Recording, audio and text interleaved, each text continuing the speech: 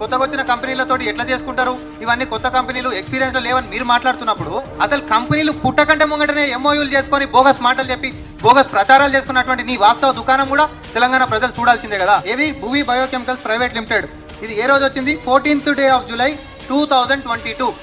June 10 తారీఖు రోజు పత్రికలల్లా ఎంఓయూలు మార్చుకున్నాము, 140 కోట్ల పెట్టుబడి తీసుకొని వచ్చినాము, 2000 మందికి ఉపాధి కలిగిస్తున్నాం అని చెప్పినటువంటి కేటీఆర్ గారి ప్రచారాలు ఆ రోజు కంపెనీ పుట్టలే. ఇది రిజిస్టర్ అయింది, ఇన్కార్పొరేట్ అయ్యిందే ఏ రోజు? 14 జూలైలో.